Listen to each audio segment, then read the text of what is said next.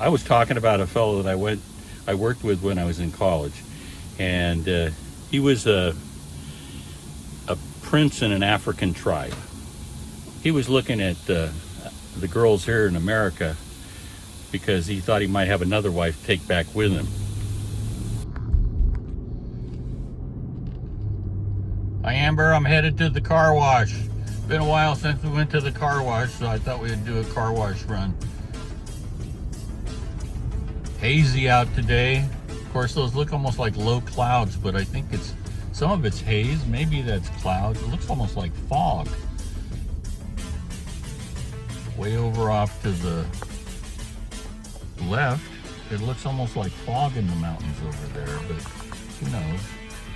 I'm not a weather person. But hazy. You can't even see the mountains back there, which happens when it gets hazy.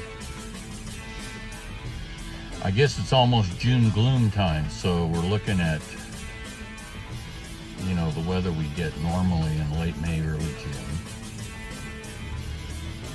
I can remember for years, as the school year would wind down and we'd start doing, little activities, picnics or going to a water park or something like that, or Kuiper Regional Park or something like that, that oftentimes in the mornings you'd have this heavy marine layer or whatever they want to call it.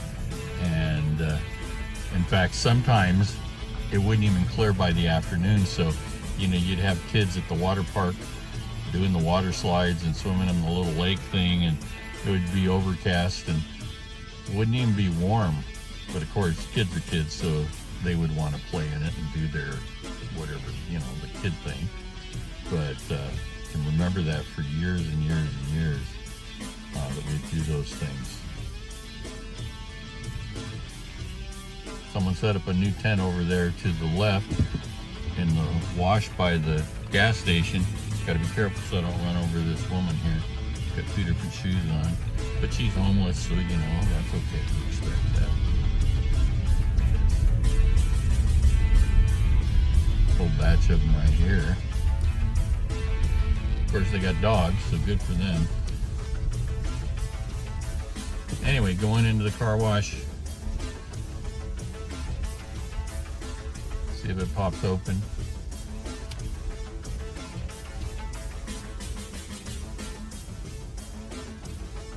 There we go.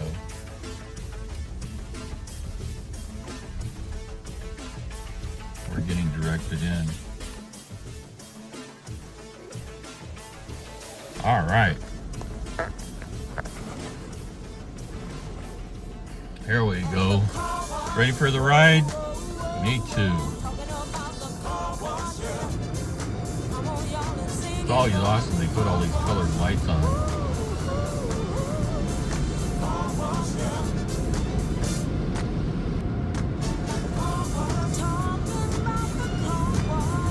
Well, it says they got wheel cleaner here. I wonder if that's a different one. Oh, prime, dry, all that stuff is later. They must have just moved their signs, so you have more signage to look at.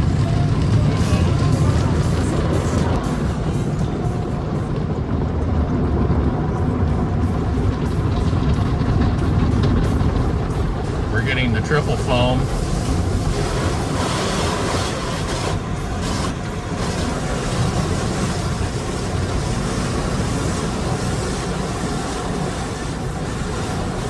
Like I said, it's been overcast and hazy. In fact, it's rained, drizzled in our house the last couple of days in the early morning hours. And so it's like, well, when am I going to get my car washed? Well, I pay a monthly fee for this, so it's like I got to go get it washed anyway. I don't care if it's pouring rain. I got to get it washed at least once a week. Otherwise, the fee I'm paying is, it's like $29 a month, maybe $30, $29.95. And so if you don't get your car washed more than twice, that's about what a normal two washes cost. Used to be you could take your car and get it washed for like $2, $2.50, drive it through, and you'd have to wipe it off, or they'd blow dry it like this, and you just leave it. But today you gotta get your money's worth out of it. Because I don't remember what the last price was. I think it was like almost $15 to get your car washed. All right, we're gonna take the last one here on the left.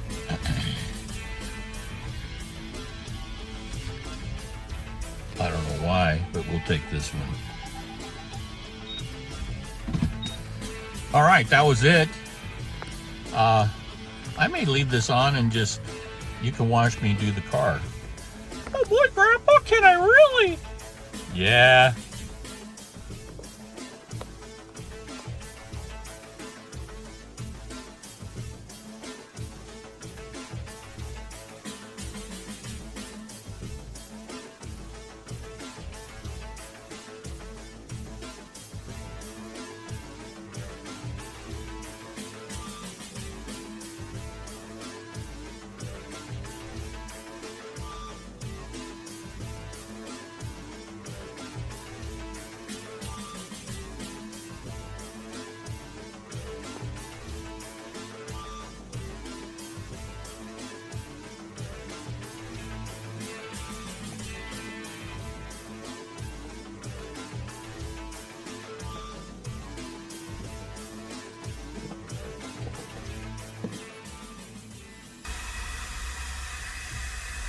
I'm back here, way in the back.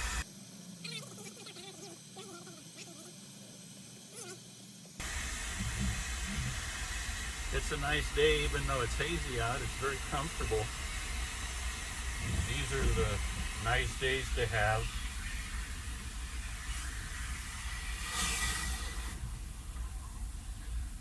I can remember when I was in college, and I used to do custodial work, janitorial work, that kind of stuff. That was what department I worked for, custodial. And we'd have to do stuff in late May, early June. And in fact, in June, we'd start cleaning windows outside buildings. And you were always glad for the morning June gloom. Because when you had the morning June gloom, that meant that at least you had until about 11 o'clock before it got really hot, and that was in Riverside. And then, you know, it would start to heat up, and after lunch, you'd always try to find the shady sides of buildings, but unfortunately not all buildings are built with shady sides. And basically we were cleaning windows, and we would do that most of the summer long in between all the other chores, like doing floors, you know, waxing, stripping them, waxing them, doing carpets, cleaning the carpets, and, you know, doing all the jobs of cleaning the carpets and all that goes with that. So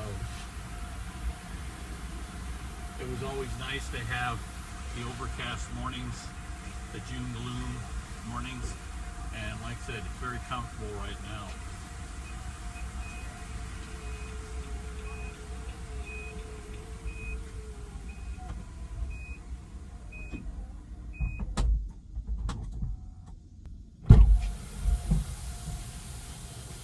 So I'm back again. Anyway, what was I yakking about? Oh, cleaning windows in college and summer work. The summer months would just drag on, but it was nice. I got to work with Grandma on and off, not all the time because she worked inside. After my first summer, I think it was, I ended up so that I got to deliver mail, and so that would take about 45 minutes or an hour during the morning, and another 45 minutes or an hour during the afternoon that I could run around and I wouldn't have to do all the dirty work.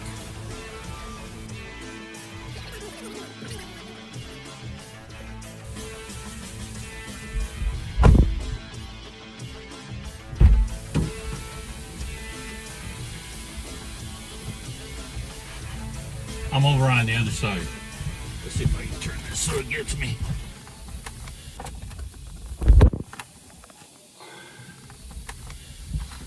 gotta lean. Anyway, I'll do talking. I don't know if I really liked custodian as jobs go. At least it was busy, and so I didn't have to sit around a lot and wish I was doing something, because we always had stuff to do. And we were the kid workers, so the full-time workers, what they would do is they would make sure all the kids are working, and then they would disappear someplace, you know, I don't know where. They had hidey holes,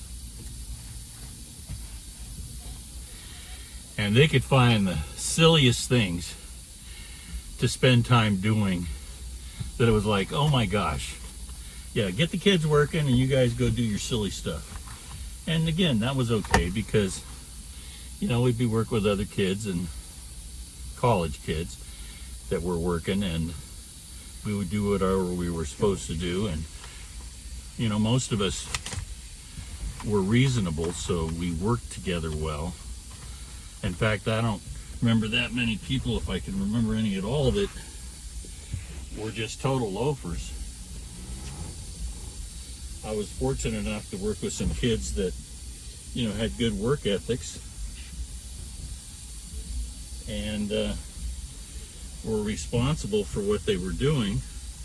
Worked with a number of kids from other countries, and you know, they came from good families, which meant, you know, they had good work ethics as well. And so it wasn't like you were stuck doing all their work. However, one time I worked with the painting crew for a while, and one summer, this is before I started going to college, and that was a joke. We painted and stuff, but the kids that were in those work crews, they were about the laziest group of kids.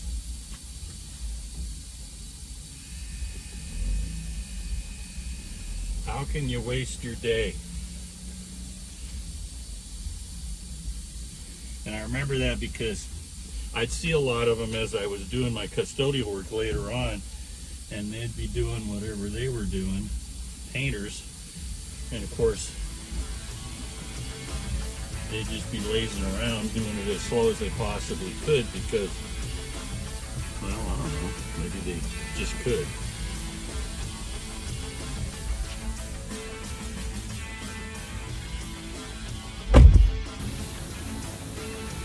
Anyway, I was talking about a fellow that I worked with when I was in college, and he was a prince in an African tribe. And I was saying, I don't know where the camera stopped.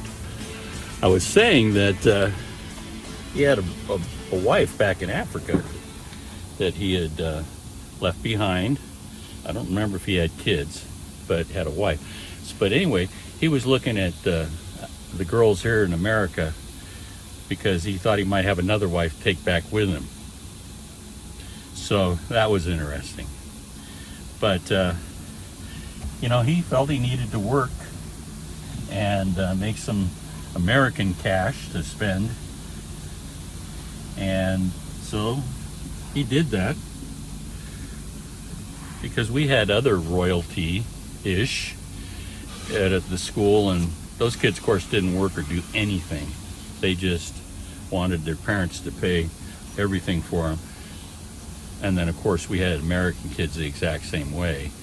They just wanted their parents to pay everything for them and have every little trinket they possibly could have, and all the cool cars and all the dune buggies and off-road vehicles, and,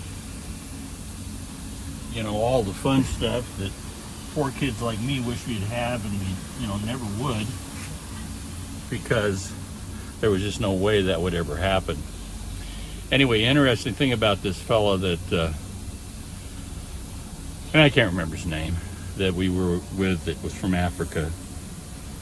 Spent a lot of time with him. He and I would do floors and buildings together. We would just, the two of us, and we'd be sent to a place to do stripping and waxing of floors, or scrubbing of floor carpets, and vacuuming those afterwards. Anyway, I was watching news back in, it was probably the middle or late 80s. And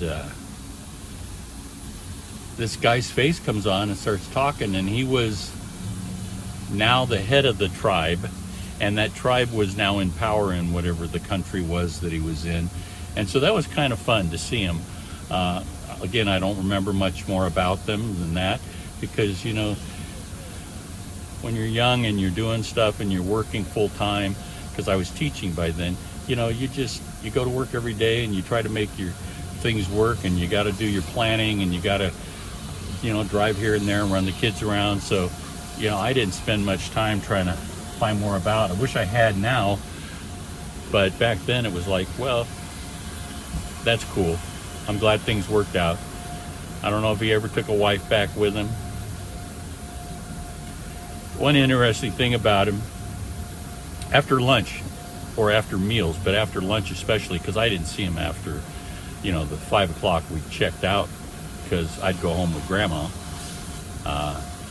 Because after my first summer working there, after that we were married, so when we'd go home, we'd just go home together. But anyway, after meals he would chew a stick, and I guess that's very prevalent for people in certain parts of the world where they don't have toothbrushes or toothpaste normally, or didn't, and you chew this stick, and you chew it all up, and you know, it helped clean your teeth and get the gunk out of your gums and stuff. And you could swallow it if you wanted to, or you could chew it up and spit it out and rinse your mouth out afterwards. But he just chewed it up a lot of times and just would swallow it and said, "Oh, it just helps me to go poop." And I go, "Okay, whatever, you know." And then he'd offer me a stick, and I go, "No, I just brush my teeth. I don't need to chew a stick, and God knows where they're from or what." Anyway, that was another interesting fact. You learn a lot of cool things about people that you never would expect you'd learn. Another bit of history from Grandpa.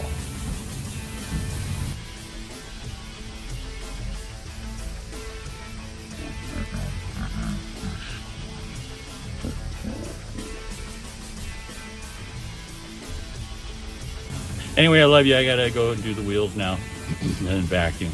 So I'm gonna call it quits, because this is gonna be way too long. I'm gonna have to trim out a lot of it. But you know, it's hard to trim, because when I'm talking, all of it is so important that I don't want to trim any of it.